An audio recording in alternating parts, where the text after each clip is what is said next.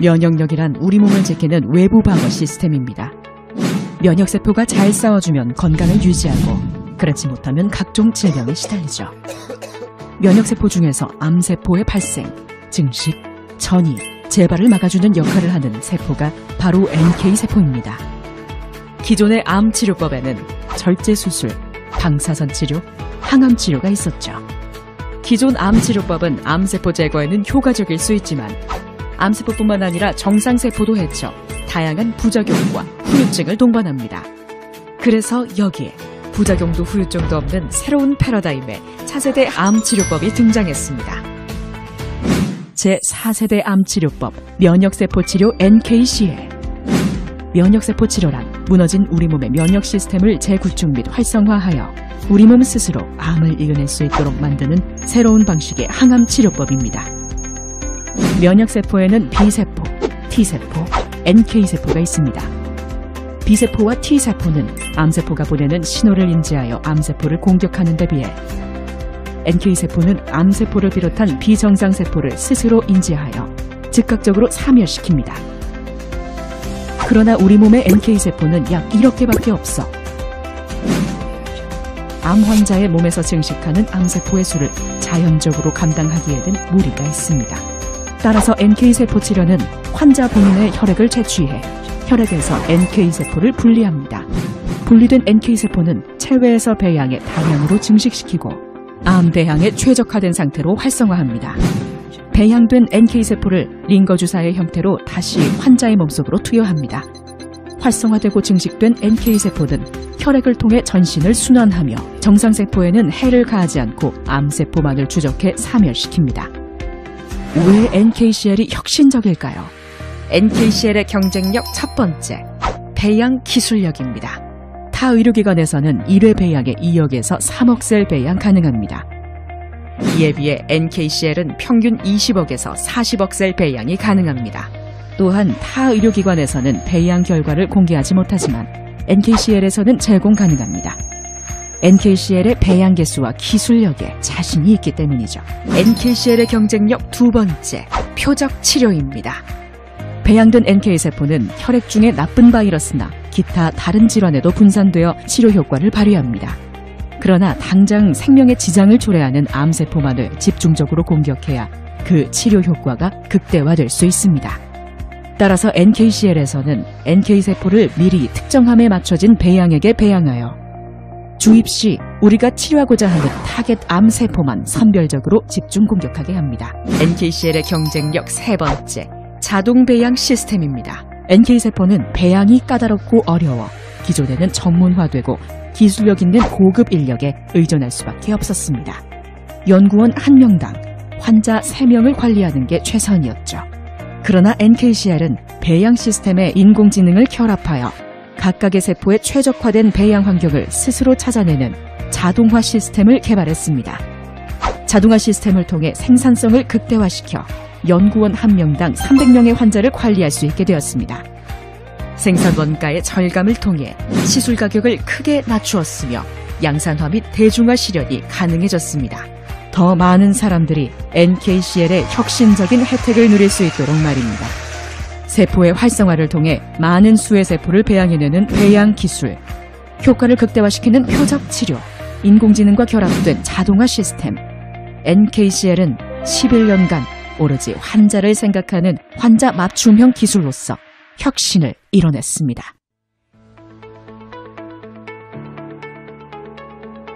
NKCL은 항암 치료뿐만 아니라 항노화의 전반적인 분야에도 응용되고 있으며 자가 면역 질환, 셀뷰티, 머천다이징 분야도 개척하고 있습니다. 개인 맞춤형 면역 케어 플랫폼 NKCL.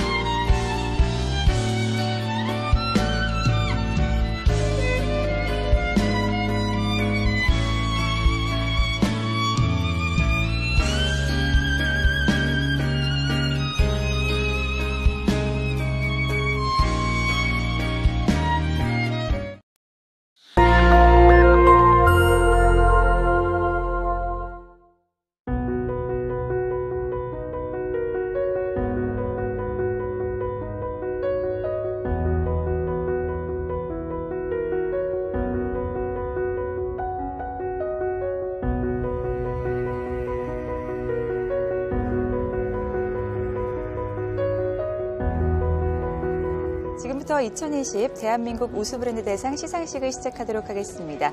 우리나라의 우수한 브랜드를 시상하는 자리를 빛내주신 여러분들을 모시고 이 자리에 함께하게 돼서 진심으로 영광으로 생각합니다.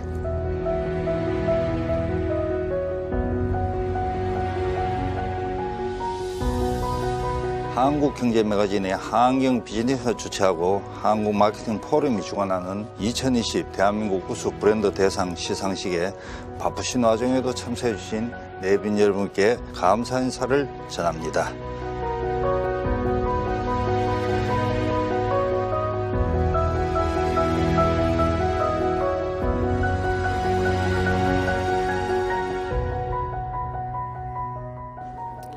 NKCL은 면역세포 치료라는 최첨단 바이오 기술과 블록체인을 접목시킨 새로운 패러다임 산업입니다. 항암 치료뿐만 아니라 항노화, 다양한 불치성, 난치성 질환 등 많은 분야에서 플랫폼을 창출하고 있습니다. NKCL은 면역세포 배양 원천 기술, 표적 치료 등 차별화된 기술 경쟁력을 보유하고 있으며 특히 자동화 시스템을 개발하여 NK세포 치료의 양산화, 대중화를 실현할 것입니다. 앞으로 전 세계 시장, 특히 중화권 시장을 공략하여 대한민국의 기술력, 브랜드 가치를 더욱 높이겠습니다. 감사합니다.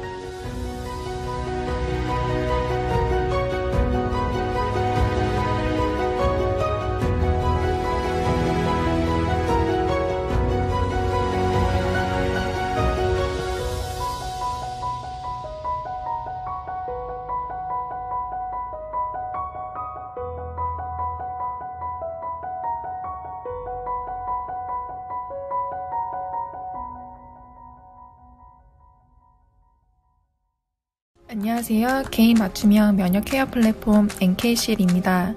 NKCL의 비즈니스 모델을 설명드리도록 하겠습니다. 크게 4가지 부분으로 NKCL을 설명드리도록 하겠습니다. NKCL 개요 및 특성, NKCL 부설 바이오 연구소의 기술 경쟁력, NKCL 블록체인 기술, NKCL 토큰 순입니다. 면역세포란 외부에서 침입한 세균과 생체 내에서 형성되는 악성세포를 제거하는 기능을 가진 세포로 우리 몸의 방어 시스템을 담당합니다. 그 중에서도 NK세포는 암세포를 비롯한 비정상 세포를 스스로 인지하여 공격하는 능력을 가지고 있습니다. 기존의 항암치료 요법에는 크게 절제수술, 방사선 치료, 항암치료가 있습니다. 각 치료 방법은 장점도 있으나 부작용이 심합니다. 면역세포 치료는 우리 몸의 면역 기능을 이용하여 암세포를 사멸시키기 때문에 항암치료의 부작용이 가장 적은 근원치료제로서 각광받고 있습니다. 제4의 암치료 요법으로 주목받는 NK세포에 관한 영상입니다. 면역세포 중에 하나인 대식세포가 이 바이러스나 암세포를 잡아먹고 있는 모습입니다. 이렇게 우리 몸 안에서 면역세포가 잘 싸워주면 건강을 유지할 수 있는 것이고 그렇지 못할 경우에는 각종 질병에 시달리게 되는 것이죠. 요즘 세계의학계에서는 이 면역세포의 힘을 키워줌으로써 치명적인 암까지도 극복할 수 있는 이 새로운 치료법을 연구하고 있습니다.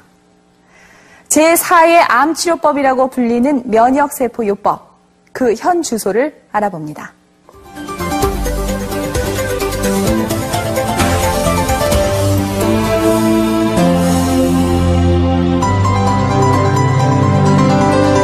무려 10억 개의 암세포가 뭉쳐 있어야 한다. 건강한 사람일지라도 매일 꾸준히 암세포가 자라 1000개에서 5000개 정도를 가지고 있다. 하지만 모두가 암에 걸리진 않는다. 그 이유는 암세포를 파괴하는 면역세포 때문이다. 면역세포는 백혈구라고도 불린다. 백혈구는 우리 몸을 지키는 군인이나 마찬가지다. 백혈구에는 여러 가지가 있는데 그중 림프구는 특공대처럼 빠르고 정확하게 암세포와 바이러스를 죽인다. 림프구는 다시 B세포나 T세포, NK세포로 나뉜다. B세포와 T세포는 암세포에 대한 정보가 있어야만 싸울 수 있다. 그에 반해 NK세포는 스스로 암세포를 찾아내 죽이는 유일한 백혈구다. 방종원 씨의 치료법이 바로 NK세포를 이용한 것이다. NK세포를 활성화시켜 몸에 주입하는 방법이다.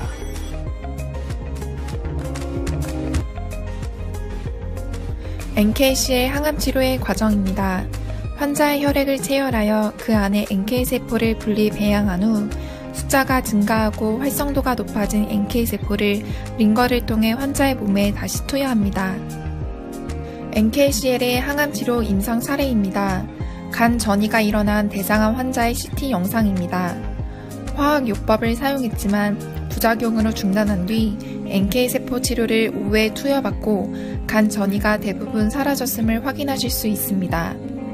국가별 면역세포 연구 순위의 심사척도는 논문 개수와 임상 단계입니다. 한국은 기술력은 뛰어나나 황우석 사태 이후로 국제학계에서의 신뢰도 하락으로 논문 및 임상 단계 인정에 고초를 겪고 있습니다. NKCL 부설 바이오 연구소의 경쟁력 첫 번째, 배양 기술입니다. NK세포 배양에 최적화된 배양 환경 제조 기술과 배양 원천 기술의 특화를 통해 NK세포 배양 개수를 타사에 비해 10배 이상 증식시켜 평균 20억에서 40억 셀의 배양이 가능합니다. 유세포 분석기 FACS를 통해 배양 전후의 NK세포 비율과 총 세포수를 측정한 결과입니다. 배양 전 각각 1000만, 3000만 개에서 22억, 37억 셀까지 세포수가 증가한 것을 확인하실 수 있습니다. NKC의 부설 바이오 연구소의 경쟁력 두 번째, 표적 치료입니다. 제한된 수량의 NK세포가 단순한 비정상 세포를 모두 공격하는 것이 아니라 미리 입력된 타겟 암세포를 정확하게 표적으로 삼아 집중 공격, 사멸하도록 하는 기술입니다. NKCL 부설 바이오 연구소의 경쟁력 세 번째, 자동화 시스템입니다. 인공지능이 각각의 세포에 최적화된 배양 환경을 찾아내는 자동화 시스템을 개발하여 세포 배양의 양산화, 대중화를 실현합니다. 자동화 시스템이 도입되기 전에는 전문화된 고급 인력에 의존하여야 하기 때문에 생산 효율이 떨어졌지만 NKC의 배양 AI 자동화 시스템을 통해 생산성이 100배 이상 상승하여 생산 원가를 절감할 수 있습니다. 자동화 시스템 1세트 샘플입니다. AI가 자동으로 배양 환경을 조절하고 있습니다.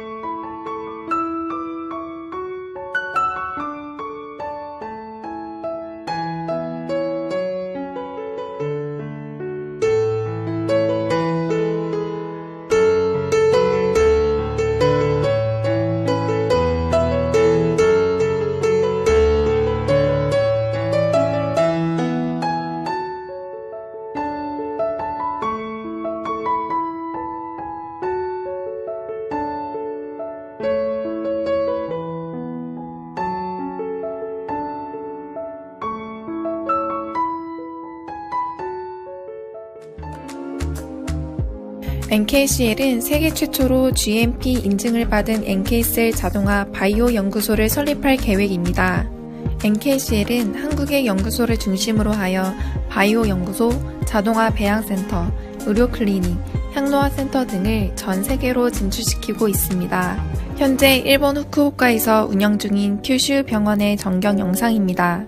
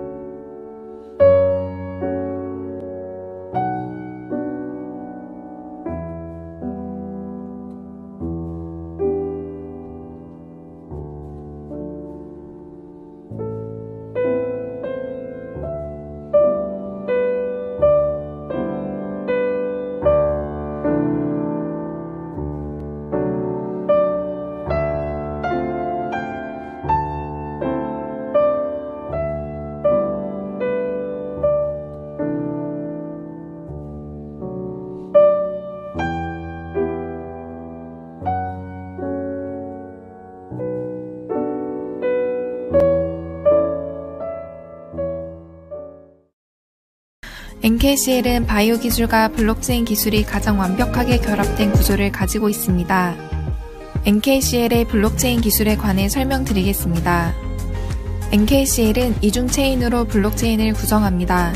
토큰을 이용한 결제는 누구나 자유롭게 거래 내역을 조회할 수 있는 퍼블릭 블록체인상에서 구현하여 투명한 결제가 가능하도록 하고, NKC의 의료 데이터는 별도의 인증을 거친 검증된 참여자만 참여 가능한 프라이빗 블록체인에 기록하여 보다 안전하고 빠르게 보관, 열람 및 유통할 수 있습니다. NKC의 토큰의 생태계입니다. 유저는 NKC의 치료, 향로와 미용 및 상품화 등 다양한 NKC의 플랫폼 내에서 NKCL을 결제 수단으로 사용할 수 있습니다.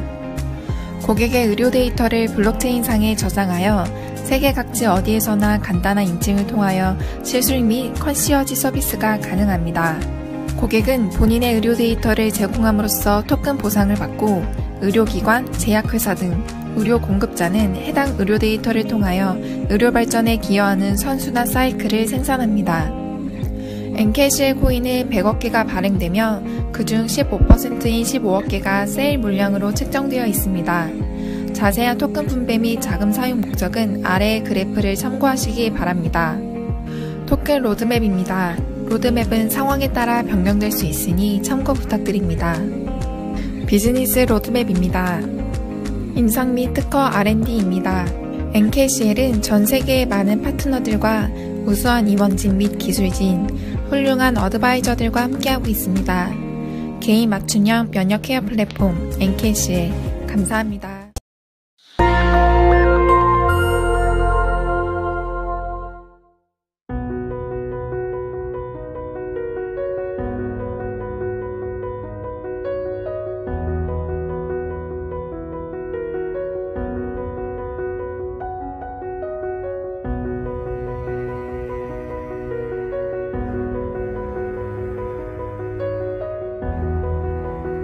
지금부터 2020 대한민국 우수 브랜드 대상 시상식을 시작하도록 하겠습니다. 우리나라의 우수한 브랜드를 시상하는 자리를 빛내주신 여러분들을 모시고 이 자리에 함께하게 돼서 진심으로 영광으로 생각합니다.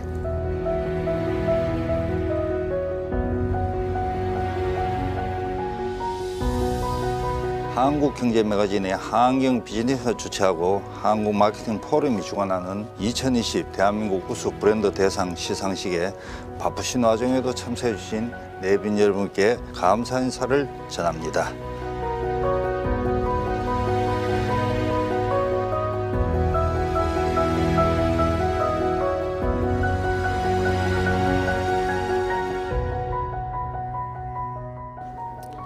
NKCL은 면역세포 치료라는 최첨단 바이오 기술과 블록체인을 접목시킨 새로운 패러다임 산업입니다. 항암 치료뿐만 아니라 항노화, 다양한 불치성, 난치성 질환 등 많은 분야에서 플랫폼을 창출하고 있습니다. NKCL은 면역세포 배양 원천 기술, 표적 치료 등 차별화된 기술 경쟁력을 보유하고 있으며 특히 자동화 시스템을 개발하여 NK세포 치료의 양산화, 대중화를 실현할 것입니다. 앞으로 전 세계 시장, 특히 중화권 시장을 공략하여 대한민국의 기술력, 브랜드 가치를 더욱 높이겠습니다. 감사합니다.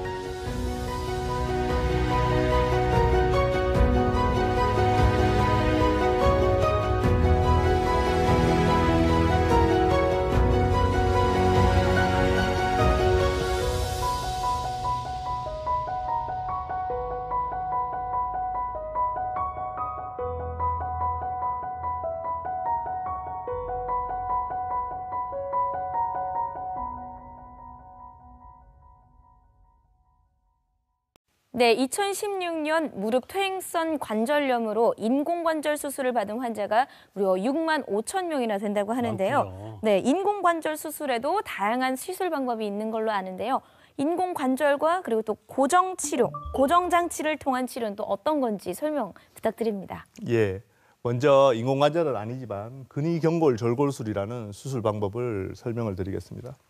관절염 환자들의 80% 이상에서는 O자 다리이십니다.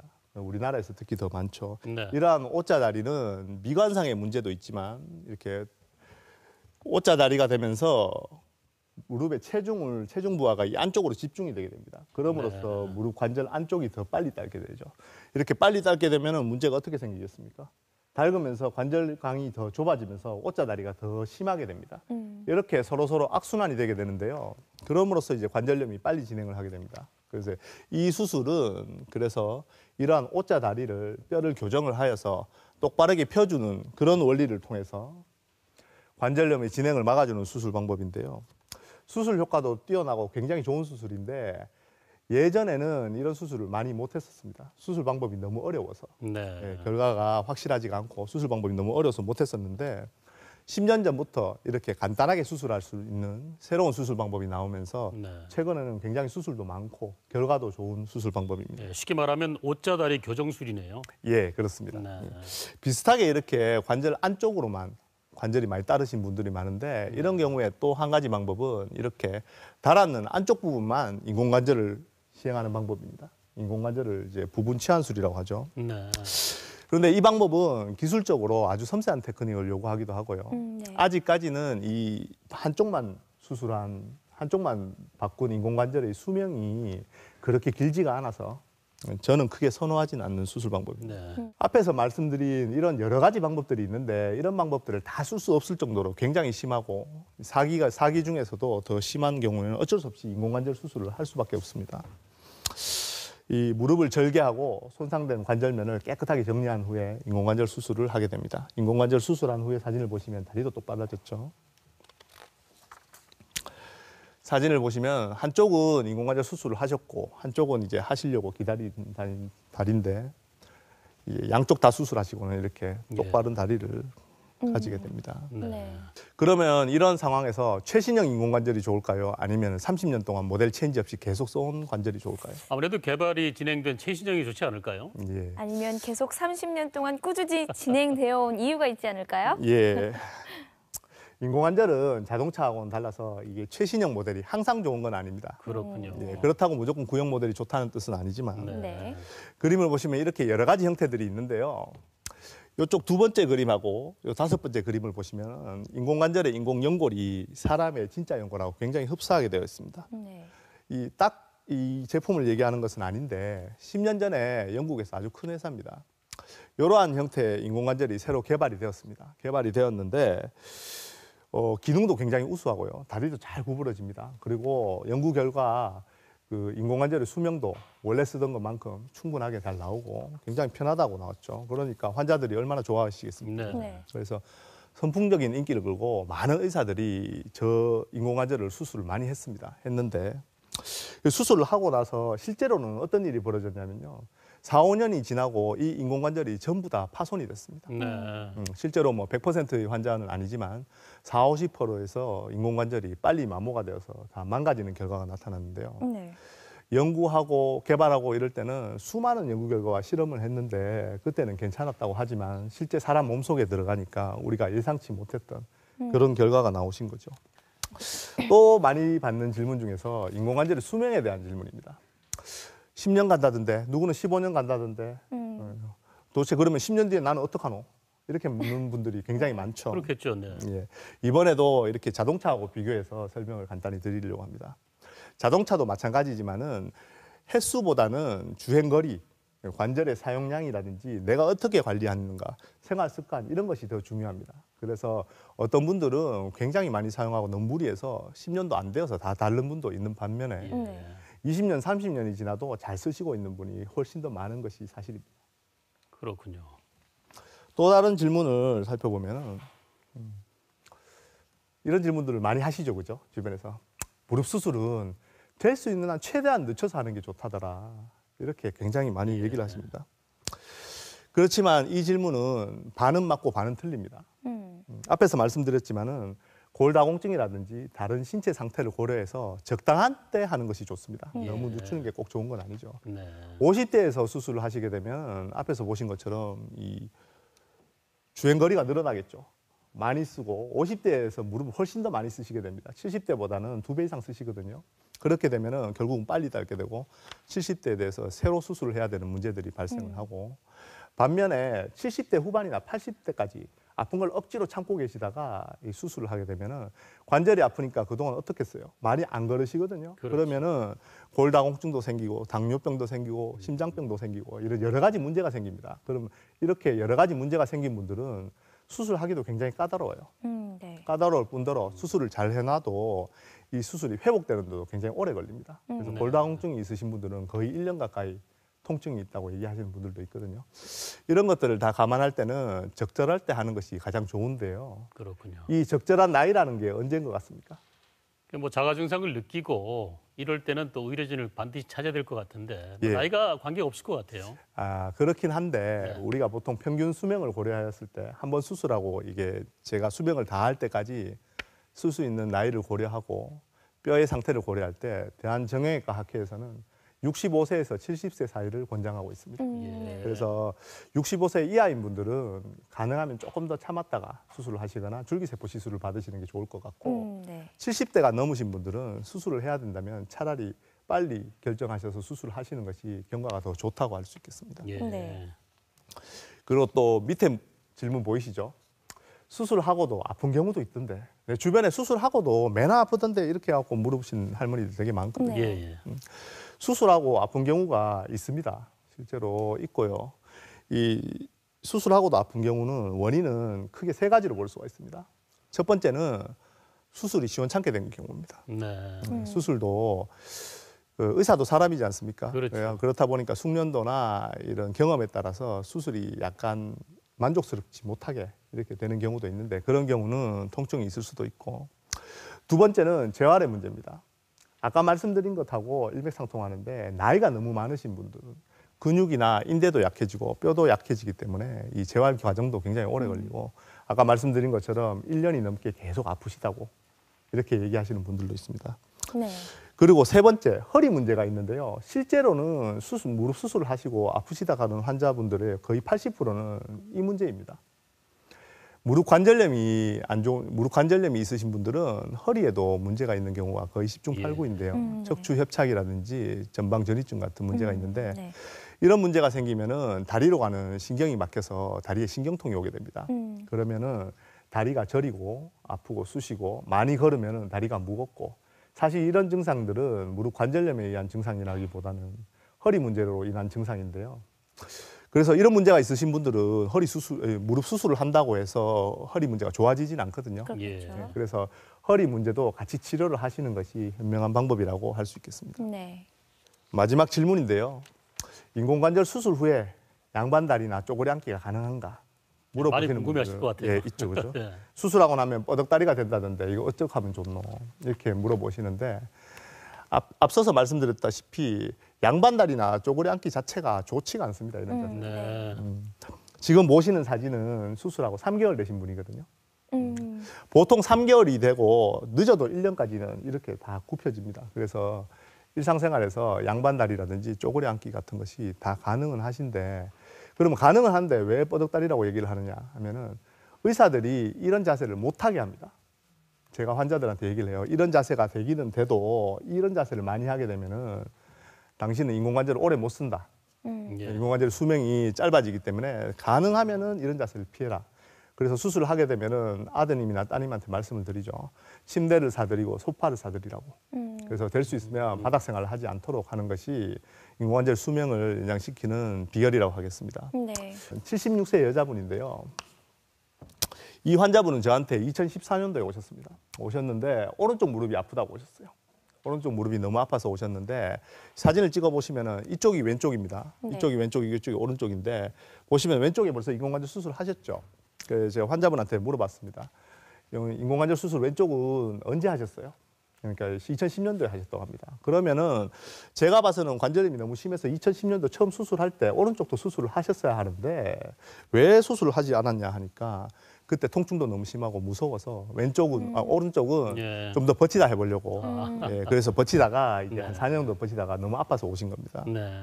그래서 오른쪽을 일단 인공관절 수술을 해드렸어요. 이렇게 네. 수술을 하고 잘 지내다가 별다른 연락 없이 잘 지내다가 한 3년 정도 지나서 작년 초에 2017년 초에 저희 병에 다시 오셨습니다.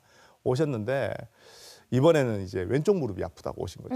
네. 2010년도에 인공관절 수술한 무릎이 아프다고 오셨는데 사진을 찍어보니까 이게 인공관절 주변에 이렇게 골 흡수 현상이 발생을 하고 아하. 인공관절도 굉장히 약화가 되었습니다. 네. 네. 그래서 저런 경우는 어쩔 수 없이 인공관절을 다시 해줘야 되는 경우에 해당이 됩니다. 그래서 다시 수술을 하자고 그랬어요, 환자한테. 2017년 1월 달에 다시 수술을 하자니까 할머니께서 형편도 어렵고 해서 10월 달은 돼야지 수술을 하겠다 이렇게 말씀을 하셨습니다. 네. 그래서 알겠다. 그러면 그때까지 조심해서 잘 쓰시고 다치지 않도록 조심하시라고 말씀을 드렸는데 네. 10월 달에는 안 오시고 11월 달 돼서 이렇게 해가지고 오셨습니다. 119를 타고 오셨는데 예. 인공관절 주변에 무릎이 다 골절이 됐어요. 다 부러졌습니다. 완전 엉망이 다 됐죠. 복합골절이 되고. 그래서 이렇게 되면은 이제 상황이 굉장히 복잡해집니다. 네. 저도 힘들고 환자도 힘들어지죠. 그래서 할머니는 저한테 되게 많이 혼났어요. 네, 조심 안 했다고 혼나고 네. 왜 수술하라고 하는데 바로 수술 안 하냐고. 네. 호미로 막을 일을 가래로도 못 막게 된 거죠. 그렇네요. 그래서 어쩔 수 없이 수술을 하긴 했습니다. 네. 예, 이게 수술한 사진인데요. 네. 보시면 알겠지만은 환자도 고생 많이 하셨고요. 네. 네. 저도 고생 많이 했습니다. 네, 뼈가 약해서 수술 후에 석 달 동안 못 걸었어요. 네. 걷지를 못했습니다. 골절 문제 때문에. 석 달 후에 찍은 사진인데 보시면 수술 전하고는 다르죠, 그죠? 네. 네. 그러네요. 지금은 다행히 수술 경과가 양호해서 운이 좋아서 잘 걸어 다니시고는 있는데 이런 경우에 문제점은 첫 번째 왼쪽 다리를 맨 먼저 수술을 하셨을 때 다리가 O자 변형이 심하시면 오른쪽 다리도 같이 하셨어야 됩니다. 네. 그래야지 수술한 무릎도 오래 가고 반대쪽 무릎도 문제가 덜 생기거든요. 네. 그거를 잘못하신 게 있고 두 번째는 2017년도 초에 저한테 왔을 때 제가 재수술을 해야 되겠다고 말씀을 드렸을 때 했으면 이 정도까지는 큰 수술을 하지 않으셨을 텐데 그런 문제점이 있던 환자분입니다. 네. 그렇군요. 이번에는 인공관절 수술 말고 우리 줄기세포를 이용한 수술을 좀 더 알아보는 시간을 갖도록 해보겠습니다. 네. 이번에도 환자 사례로 좀 설명을 해주시겠죠? 예, 61세 여자분입니다. 수년 동안 무릎이 아파서 오셨어요. 보시면은 O자 변형이 되게 굉장히 심하시죠, 그죠? MRI를 찍어보니까 무릎 안쪽에 연골이 다 닳았습니다. 이 하얗게 보이는 거는 연골이 다 닳아서 관절액만 남은 겁니다. 하얗게 보이면 다 닳았고 반대로 이 바깥쪽 연골은 상대적으로 튼튼하고 십자인데도 괜찮아서 아까 말씀드렸듯이 근위근골 절골술을 하고 그 제대열 줄기세포 시술을 하기로 결정을 했습니다. 그래서 무릎을 최소한으로 절개를 하고요. 아까 설명드린 것처럼 이렇게 손상된 부분에 연골을 깨끗하게 제거를 한 다음에 네. 미세천공술을 시행을 합니다. 미세천공술을 시행을 하고 줄기세포를 이렇게 바르죠. 이렇게 바르면서 이렇게 수술을 하게 되고요. 이게 끝나고 나면은 무릎 밑에서 이렇게 무릎에 금을 내서 O자 다리 변형을 교정하는 수술을 진행합니다. 네. 그래서 수술 후의 사진입니다. 수술하고 바로 찍은 사진인데 보시면 알겠지만 O자 변형은 굉장히 교정이 좀 되었는데 반면에 이 무릎 안쪽에 확대된 사진 보시면 무릎 안쪽은 관절 간격이 아직도 딱 붙어 있죠, 그죠? 네. 그래서 그렇지만 이거를 크게 걱정하실 필요는 없습니다. 한 달 후의 사진인데 조금씩 벌어지기 네. 시작합니다. 그래서 이 환자분은 한쪽에 이제 어느 정도 걸을만 하셔서 석 달 뒤에 바로 반대쪽도 하셨어요. 반대쪽 수술을 하셨고 양쪽 무릎 다 수술한 사진입니다. 예. 네. 6개월 후에 이렇게 다리 모양이 똑바르게 이렇게. 잘 이쁘게 되었죠, 그죠? 네. 근데 이런 수술은 이쁘라고 하는 수술은 아닙니다. 아시죠? 네. 예. 6개월 후에 찍은 사진상으로도 이 관절 간격이 아까하고는 다르게 이렇게 많이 살아난 게 보이시죠, 그죠? 네. 네네. 예, 사진상으로만 봐도 증상도 많이 좋아지시고 좋아지셨습니다. 그런데 이 환자분이 별나다고 할 수는 없는데 이제 궁금해하셔서 MRI를 다시 찍어보셨어요. 진짜로 연골이 살아난 게 맞나 확인하고 싶다. 그래서 보시면은 이렇게 하얗게 연골이 없던 부분이 8개월 뒤에 이렇게 두툼하게 연골이 잘 자라 있죠. 네. 예, 잘 자랐고 나중에 이제 1년 정도 지나고 나면은 이제 고정했던 뼈를 고정했던 쇠를 빼게 되거든요. 이 금속 뇌고정물을 빼면서 관절 내시경으로 확인한 결과 연골이 튼튼하게 아주 튼튼하게 잘 자랐습니다. 네. 이쪽도 그렇고. 그래서 자란 연골이 튼튼한지 제가 이렇게 두드려 보는 사진입니다. 네. 다음 케이스는 여자 59세 환자분인데요.